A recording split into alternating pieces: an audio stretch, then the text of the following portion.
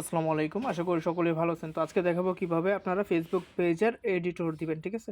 তো আমি প্রথমে আমার ফেসবুক অ্যাপে চলে যাব। ধরেন আমি আমার অন্য একটা পেজে এডিটর দিব, তো আগে সেই পেজে আমি লগ ইন করে নেব। ধরেন আমি এই পেজে এডিটর দিতে চাচ্ছি, তো এই পেজে আগে লগ ইন করে নিচ্ছি। তারপর এখানে আপনার প্রোফাইলে চলে যাবেন, পেজের প্রোফাইলে। তারপর এখানে প্রফেশনাল ড্যাশবোর্ড বা সি ড্যাশবোর্ড যাই লেখা থাকে এটাতে ক্লিক করবেন।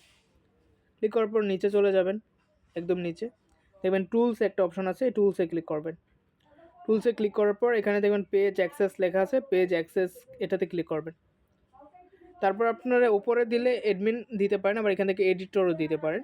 আর নিচে দিলে আপনি যে কোনো একটা অ্যাক্সেস অন করে দিতে পারেন। ধরেন আমাদের কাজের জন্য অ্যাডস অ্যাক্সেস দেওয়া লাগে, তো এটার জন্য নিচের অ্যাড নিউতে ক্লিক করব।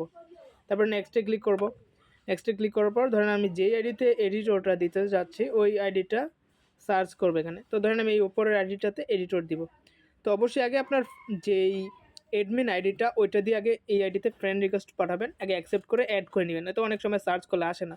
তো ধরেন আপনি কন্টেন্টের কাজের জন্য অ্যাক্সেস দিতে চাচ্ছেন, কন্টেন্টটা অন করে দিবেন। তারপর ধরেন আপনি এই বুস্ট বা অ্যাড রানের জন্য দিতে চাচ্ছেন অ্যাক্সেস, অবশ্যই এটা অন করে দিবেন। তো বেসিক্যালি আমাদের কাজের জন্য অ্যাডস যেটা আছে এটা অন করে দিলেই হয়ে যাবে, ঠিক আছে? এটা অন করে গিভ অ্যাক্সেসে ক্লিক করবেন। তারপর আপনার যে মেইন ফেসবুক আইডিটা ওইটার পাসওয়ার্ড এখানে লিখে কনফার্ম করবেন, ইনশাল্লাহ হয়ে যাবে, আর কোনো কিছুর দরকার নেই।